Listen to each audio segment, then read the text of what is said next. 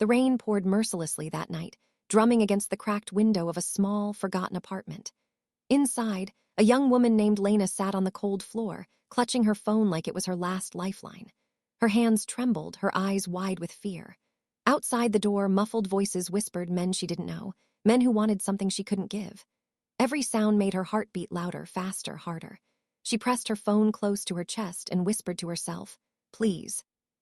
Someone help me." Soft cinematic music begins, the tone dark yet hopeful. Hey everyone, welcome back to Swift Tale, the home of stories that make you feel every heartbeat. If you're visiting for the first time, make sure to like, share, and subscribe, because what you're about to hear isn't just a story, it's a miracle that started with one wrong text message. Now, here's the question for you. Can a single mistake change your entire fate? Tonight's story begins with Lena, a woman trapped in a world where danger lurks around every corner. She's ordinary, invisible, and forgotten by society, yet destiny is about to remember her in the most extraordinary way.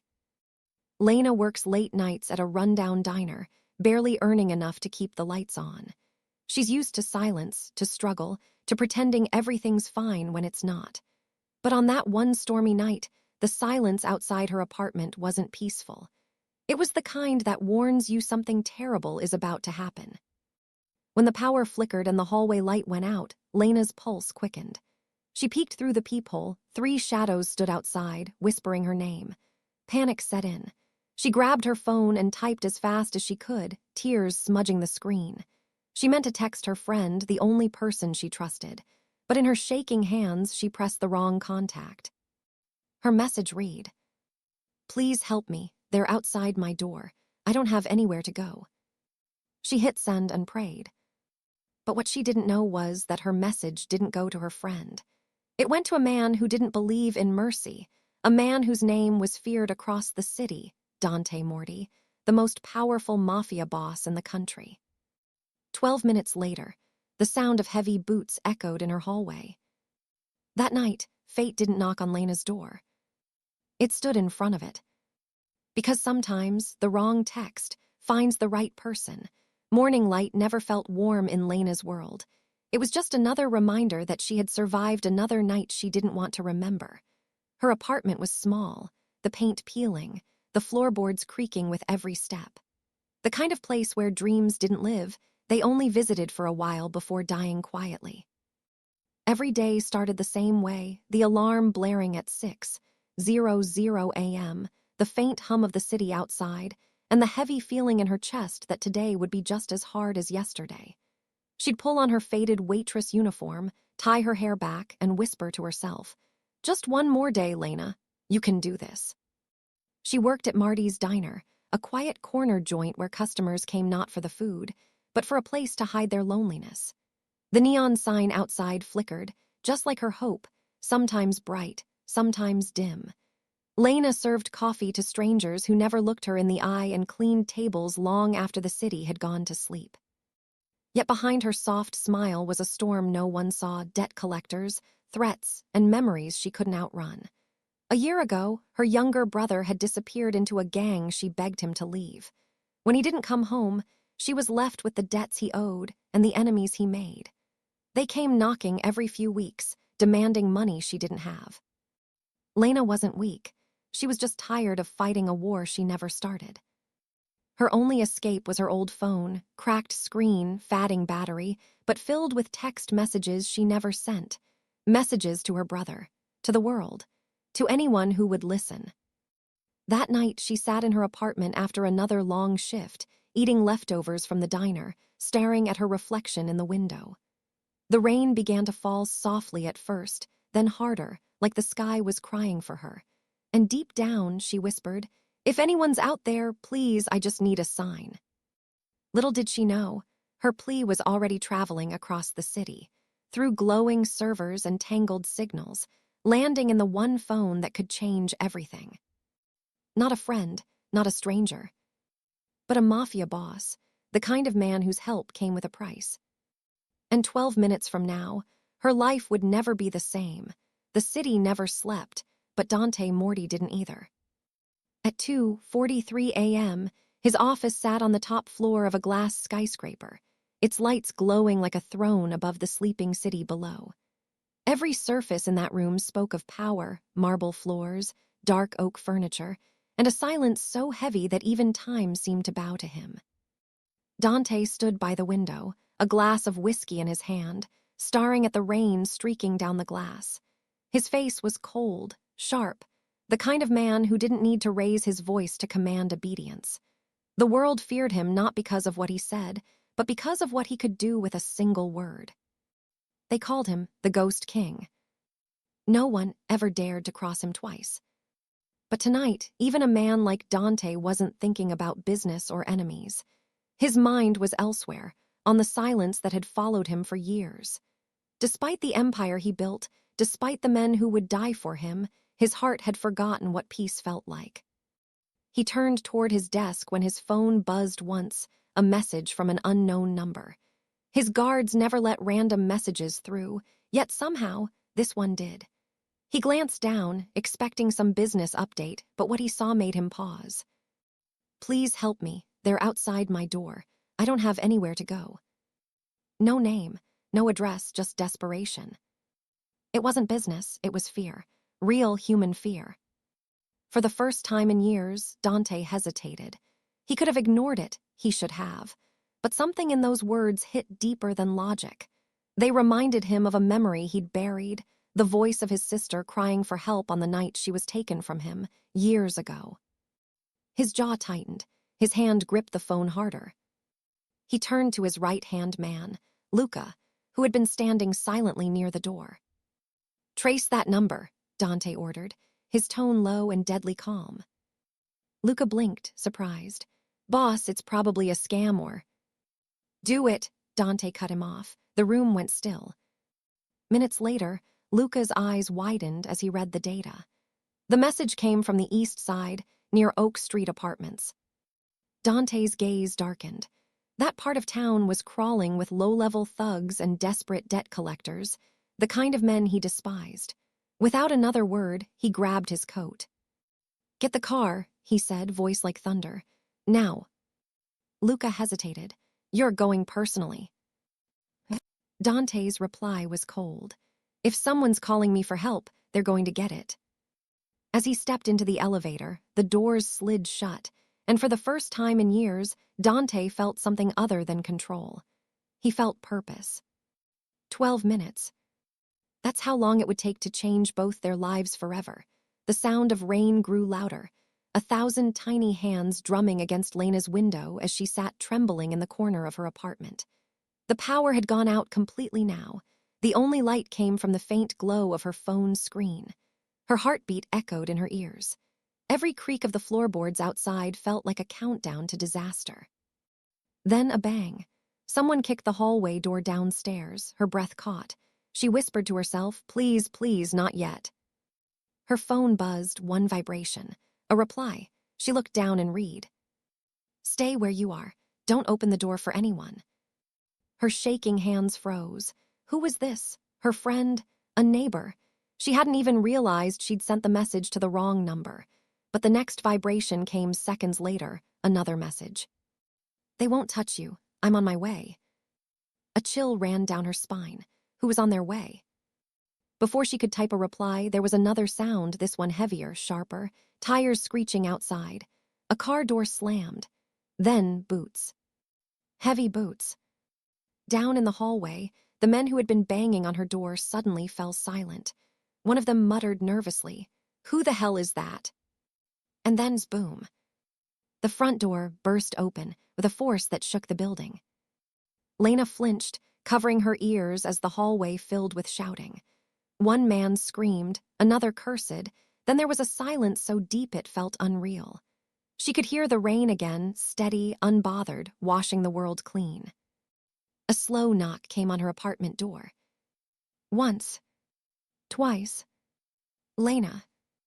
The voice was low, calm, dangerous. She didn't recognize it, yet something in it made her still.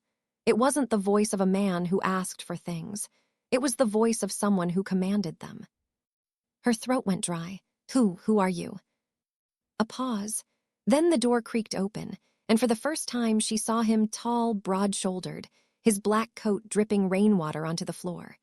His eyes, cold and unreadable, scanned the room before settling on her. "You texted me," he said simply. Lena blinked, frozen in disbelief. I think you have the wrong." He raised his phone. Her message glowed on the screen. "Please help me. They're outside my door." He slipped the phone back into his pocket and looked at her, not with pity, not with curiosity, but with something deeper. "They're gone," he said quietly. "You're safe now." Lena's lips trembled. "Who are you?" He hesitated for only a moment before answering.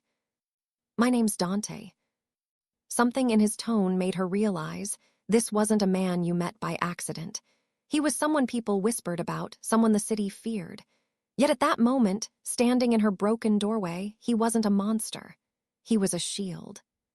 The smell of rain and gunpowder filled the air. Dante turned slightly, glancing at the unconscious men in the hallway, then back at her. "Pack a bag," he said. "You can't stay here." Lena shook her head. "Wait, why are you helping me? You don't even know me." Dante looked at her for a long moment, his eyes softening almost imperceptibly. "You asked for help," he said simply, "and I came." And just like that, the storm outside didn't seem so cold anymore. The night air was heavy with silence as Dante led Lena down the narrow stairwell, his hand steady on her shoulder. She didn't speak, she couldn't. Every breath felt caught somewhere between disbelief and fear. The hallway still smelled of smoke and rain, but the men who had been outside her door were now gone, vanished like shadows at dawn. Outside, a black car idled at the curb, sleek, armored, and humming with quiet power. Dante opened the door for her without a word. His men, dressed in black suits, watched her cautiously but respectfully. She hesitated for only a second before sliding inside. As the car pulled away, she stared out the window, watching her neighborhood disappear, the flickering streetlights, the broken signs, the only world she'd ever known. Dante sat beside her, silent, his expression unreadable. Finally, she gathered the courage to ask, "Who are you?"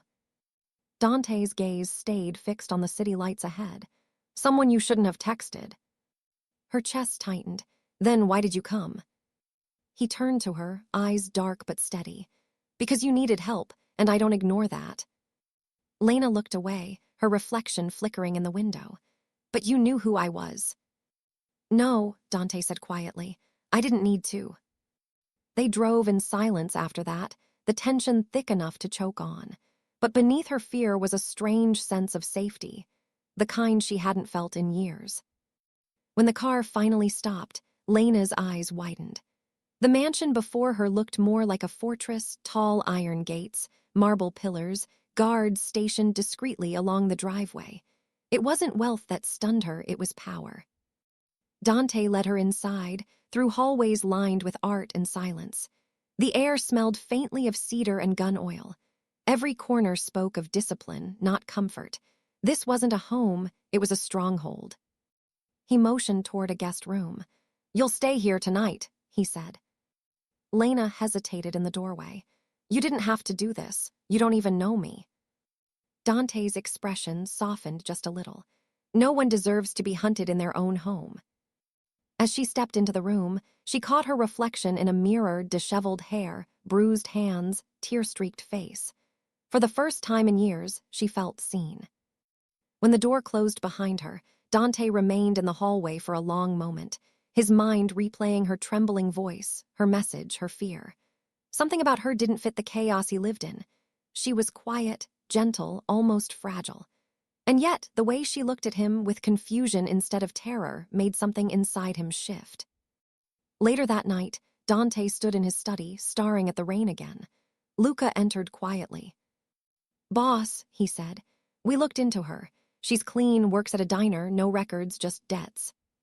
Dante nodded slowly. "Debts to who?" "Local loan sharks," Luca replied. "Small time but vicious. We think that's who came after her tonight." Dante's jaw tightened. "Find them." Luca hesitated, and then, "Remind them who owns this city," Dante said coldly. Outside, thunder cracked again, but this time it sounded less like danger. and more like a promise. The sun rose quietly over the city, golden light spilling across Dante Morty's mansion, a place where warmth rarely entered. But that morning, something was different. The storm had passed, the world outside was calm, and for the first time in years, Dante wasn't thinking about business, enemies, or power. He was thinking about the girl asleep in the room down the hall. Lena woke slowly, disoriented at first, blinking up at the soft glow filtering through the curtains. For a fleeting moment, she thought she was dreaming, no leaking ceiling, no rattling pipes, no fear clawing at her chest. Just silence. Real, peaceful silence. Then it hit her, last night happened. She sat up quickly, her heart racing. The memories rushed back, the men at her door, the text message, the stranger who appeared out of nowhere. Dante. She tiptoed to the door, peeking into the hall. Everything looked too perfect, too distant from her world. Her worn clothes and anxious eyes felt out of place here, like a ghost wandering through a palace. Following the faint sound of voices, she found Dante in the kitchen, sleeves rolled up, speaking quietly to his men. The sight startled her. This was not the image of the ruthless mafia boss she imagined. He moved with calm control, his voice low but firm, every word carrying authority. When he noticed her, the conversation stopped. His men immediately turned away, respecting the silence that followed. "You're awake," Dante said, his tone softer than she expected. Lena nodded awkwardly. "I didn't know where to go." He gestured toward the table. "Sit, eat." She hesitated, but hunger won. The smell of warm bread and coffee felt almost surreal after the terror of the night before. For a moment, neither spoke. Then Lena finally asked the question that had been burning inside her. "Why did you really come for me? You don't even know me." Dante's gaze lingered on his cup before meeting hers. "Because once someone asked for my help," he said quietly, "and I didn't come in time." Lena froze. The way he said it, the pain under the calm, told her it wasn't just a story. It was a scar. "I'm not used to people helping me," she whispered. Dante looked at her, his eyes steady. "Then it's about time someone did."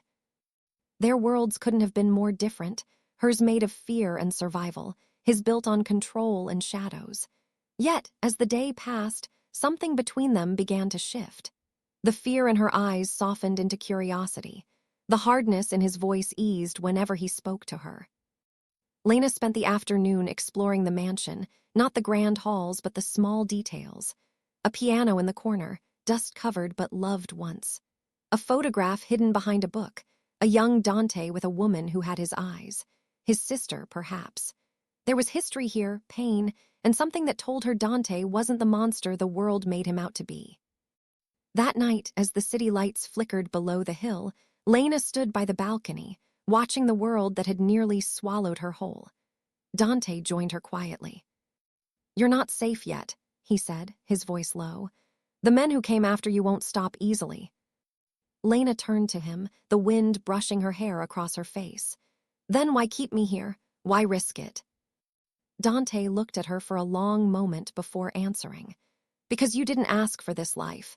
And because, maybe I needed a reason to do something right." For a second, their eyes met, and the world seemed to pause. Days passed inside Dante Morty's mansion, and for a while, Lena began to believe the worst was behind her. The air was still tense, but there was something oddly safe about being near him, like standing next to a storm you knew would never strike you.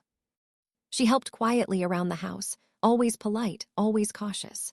The staff, though loyal to Dante, treated her with quiet curiosity. Who was this fragile girl who made their boss?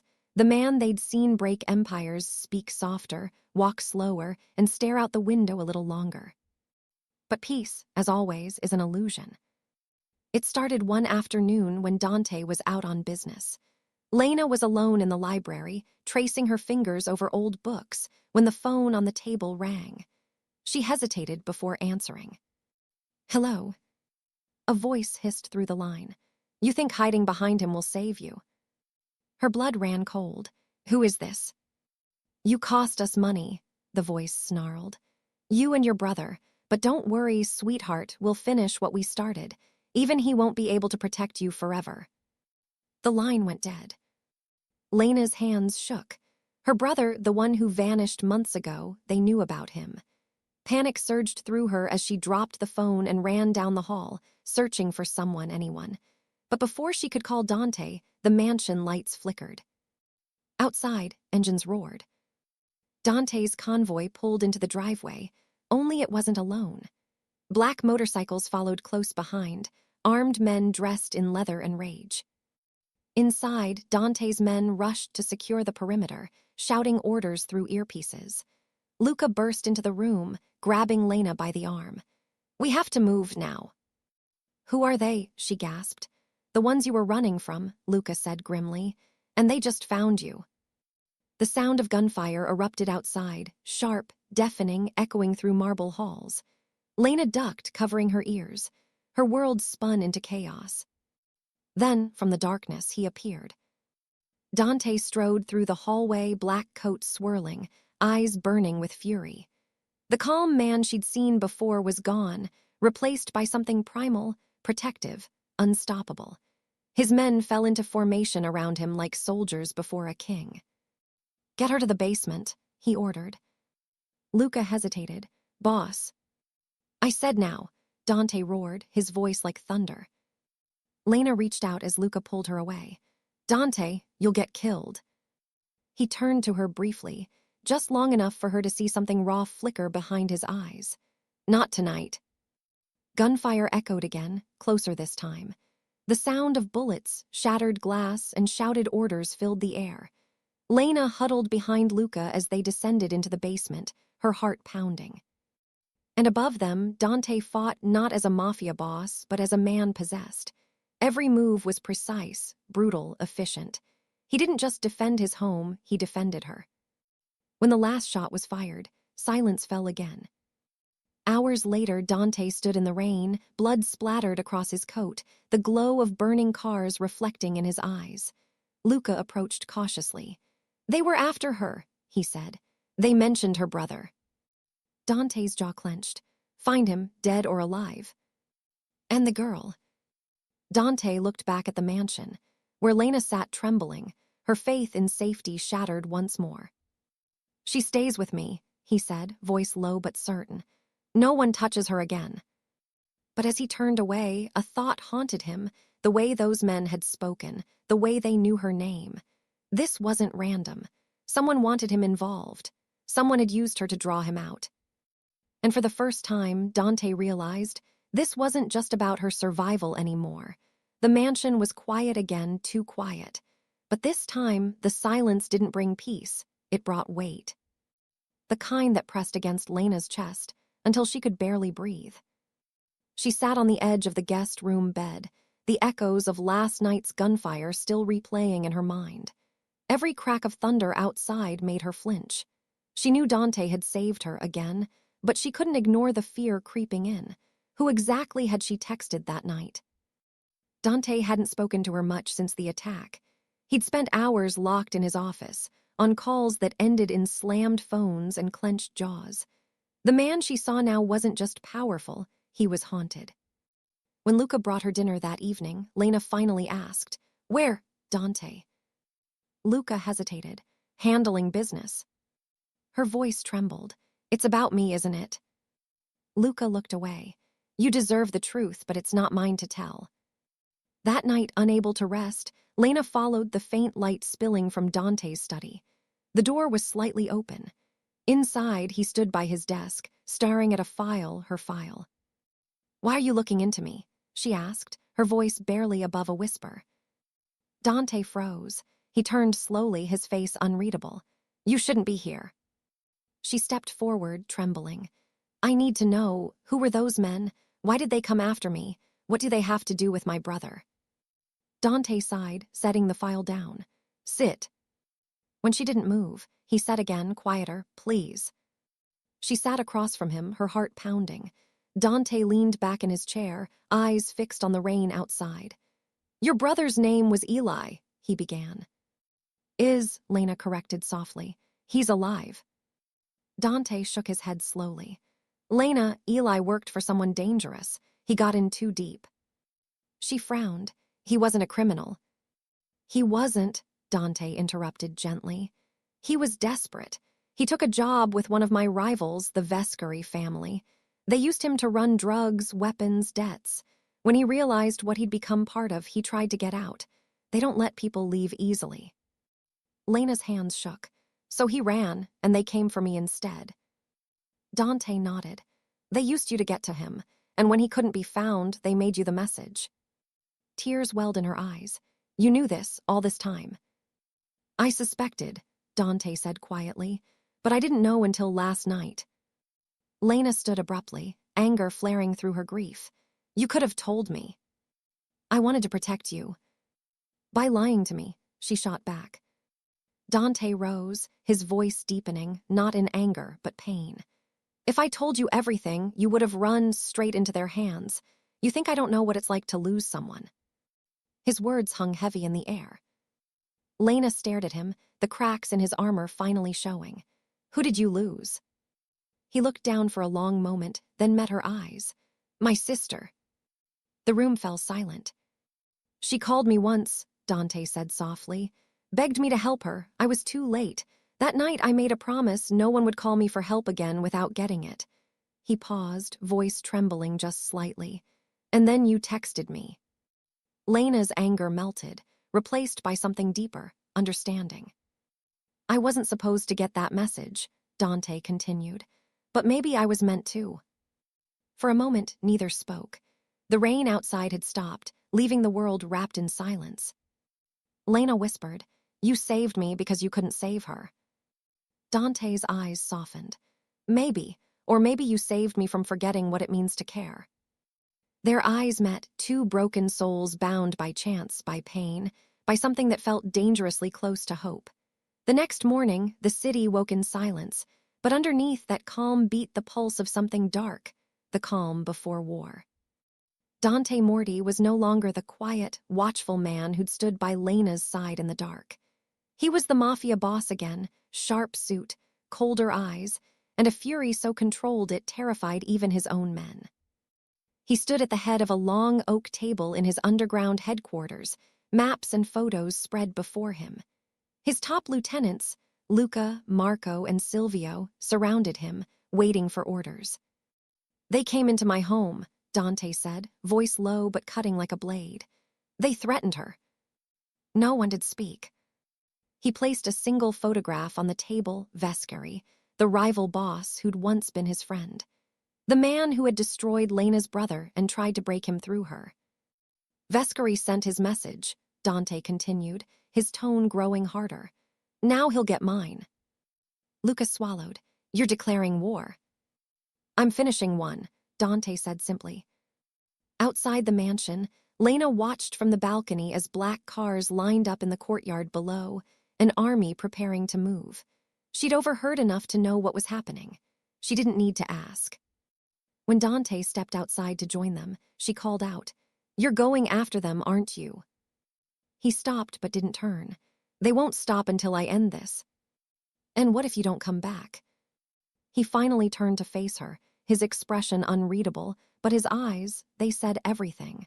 Then at least you'll be safe. Lena stepped closer. Safe, behind walls, waiting for the next war to come to my door. That's not safety, Dante, that's a cage. He took a deep breath, walking toward her slowly. You don't understand my world. Then teach me, she said, her voice trembling but firm. I'm not running again, not from this, not from you. For the first time, Dante didn't have an answer. But the war was already moving. Engines roared. Headlights cut through the fog, and the night swallowed them whole. Hours later, the streets of downtown burned with violence. Dante's men clashed with Vescari's soldiers, gunfire echoing through empty alleys, sirens in the distance. It was brutal, fast, and silent in its precision, the kind of chaos only power could control. In the middle of it all, Dante moved like a ghost, calm, ruthless, unstoppable. But behind his fury was a single thought, Lena. At the mansion, Lena couldn't sit still. Every sound made her heart jolt. Finally, she picked up one of the spare pistols Luca had left on the counter and whispered, If he's fighting for me, I'm not staying behind.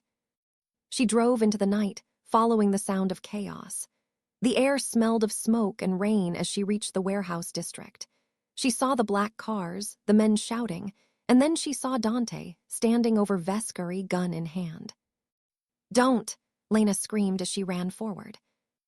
Dante froze, his finger tight on the trigger. Vescari laughed, blood spilling from his lip. "Look at you," he taunted. "The great Morty softened by a woman." Lena grabbed Dante's arm. "If you kill him, you'll become everything you hate. You'll lose yourself." Vescari sneered. "You already lost." For a heartbeat, the world went still. Rain pattered on metal. The city lights flickered. Then Dante lowered the gun. "No," he said coldly. "You did." He turned away, leaving Vescari to be taken by his men. Lena exhaled shakily, her heart pounding. "You didn't kill him." Dante looked at her, his face calm, but his eyes tired. "You were right. I don't want to win by becoming him." As they stood beneath the falling rain, sirens began to echo in the distance. The war had ended, not with blood, but with a choice. A choice to finally stop fighting the world and start living in it. The sun rose quietly over the city, golden light spilling across rooftops, still damp from the storm. The chaos of the night before had faded into whispers and rumors. The streets were calm again, but for Lena, nothing felt the same. She stood on the mansion balcony, wrapped in Dante's coat, watching the city breathe again. The world she once feared now seemed almost gentle, fragile, even. Behind her, she heard slow footsteps and turned to see Dante, no longer the cold Mafia boss, but a man finally at peace with his past. "You didn't have to stay," he said softly. Lena smiled faintly. "I didn't have to text you either, but I did. Maybe some mistakes are meant to happen." Dante walked closer, his expression softer than she'd ever seen. "You changed everything, Lena. You reminded me what it means to care, what it means to fight for something good." She looked up at him, tears glistening in her eyes. "And you taught me that strength doesn't always come from running. Sometimes it's standing still and facing what scares you most." They stood together in silence for a while, the wind carrying the scent of rain and fresh beginnings. For the first time, there was no fear, no secrets, just two souls who had survived the storm together. In the weeks that followed, the city returned to normal. The Vescari name disappeared from the streets, and whispers said that Dante Morty had stepped back from the business. Some called it weakness, others redemption. But to Lena, it was simply peace. She found a new job, not at a diner, but helping run a small charity Dante quietly funded. It helped families in crisis, people like her who just needed one message answered, one chance to turn their lives around.